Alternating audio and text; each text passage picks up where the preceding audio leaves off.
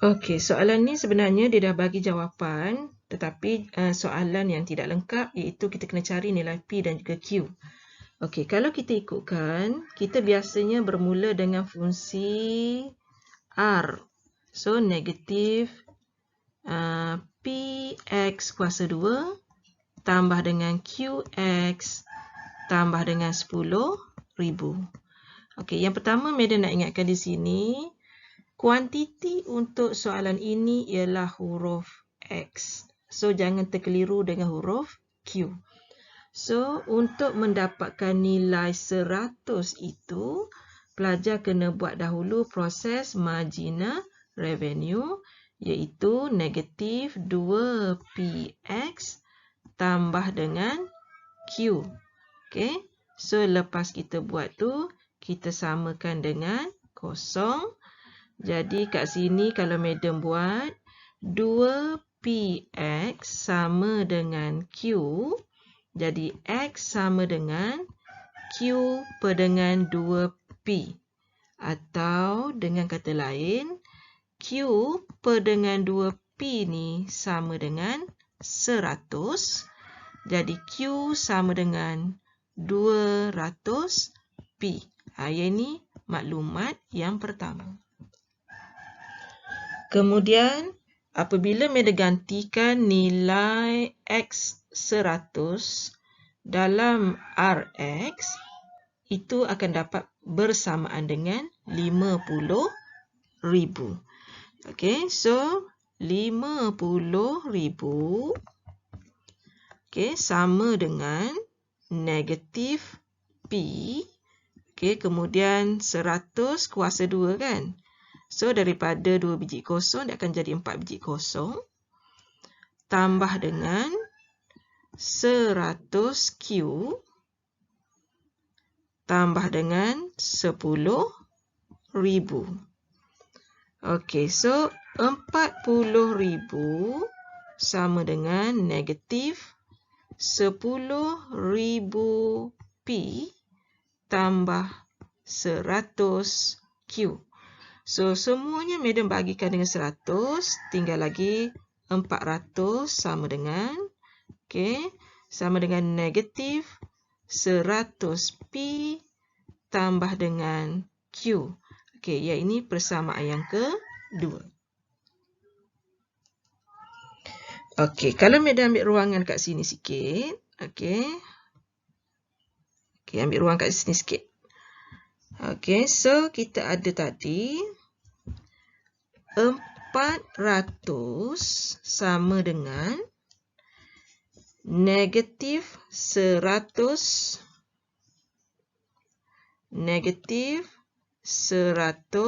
P. Tempat Q tu Madam ganti dengan 200 P. So 400 sama dengan 100 P. Jadi P sama dengan 4. Kalau P 4, Q akan jadi 200 darab 4 lah. Jadi 800. So sekarang kita gantikan tempat P dengan 4 dan Q dengan 800. Kemudian soalan yang kedua dia tanya the price of the product at maximum revenue. Jadi Madam gantikan nilai X ini dengan 100. So dia bukan nak revenue. Sekejap Madam padam. Tersilap membaca. Dia nak the price. So, daripada fungsi revenue tu, Madam boleh dapatkan price function. Iaitu negatif 4X tambah 800 tambah dengan 10,000 bahagi dengan X.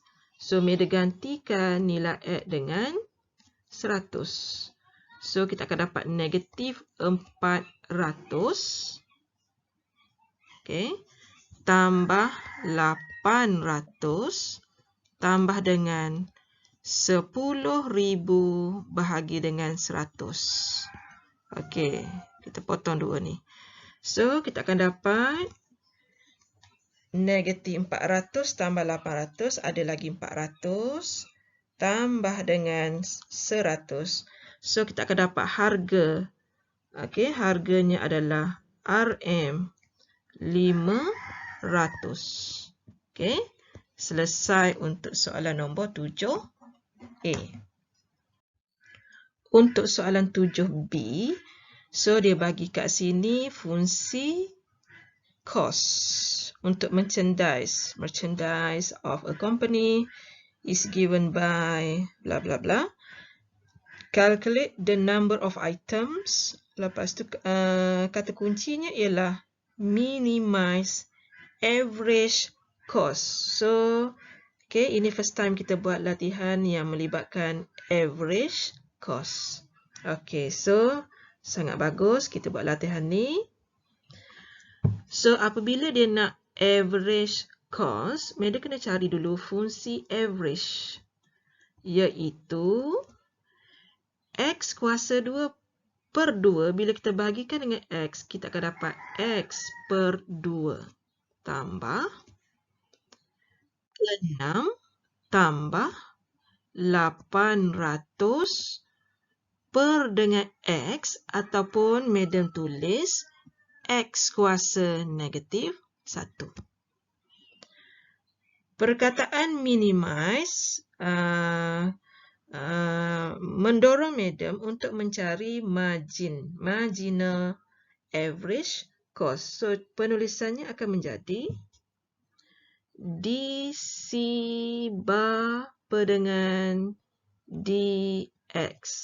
Okay, bila kita bezakan yang ini tinggal lagi setengah tolak 800 X kuasa negatif 2 ataupun medium tulis X kuasa 2 dan kita samakan dengan kosong.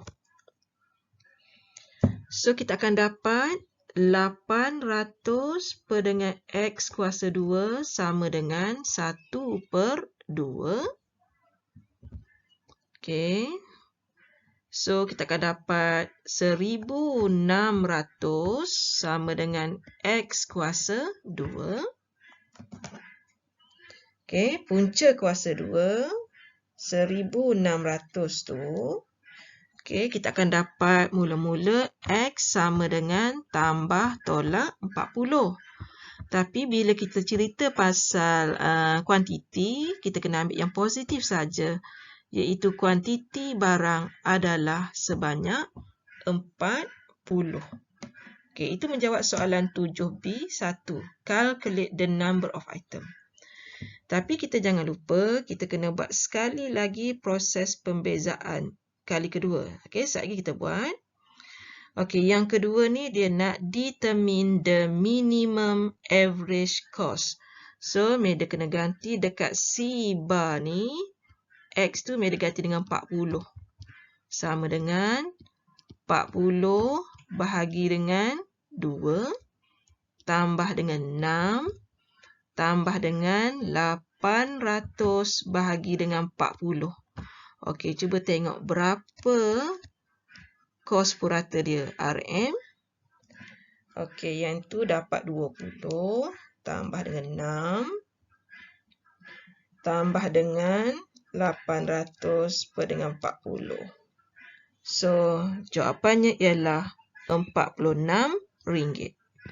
So, ini jawapan yang kedua. Okey, ini jawapan yang pertama, 40.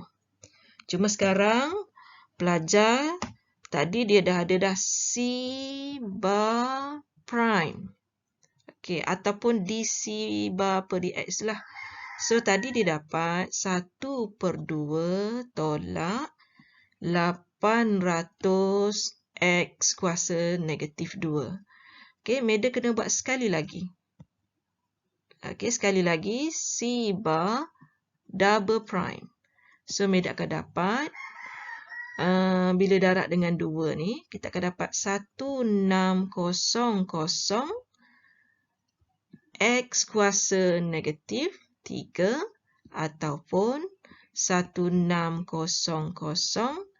per dengan X kuasa 3. Ya, ini dah jelas dah sebab nilai X always positive. So, kat sini kita dah nampak dah dia memang always greater than 0. Terbukti dia adalah minimum. Okey, proses pembuktian ni kita kena buat. Okey, so selesai soalan set daripada Kolej Matrikulasi Selangor. Okey, terima kasih atas perkongsian.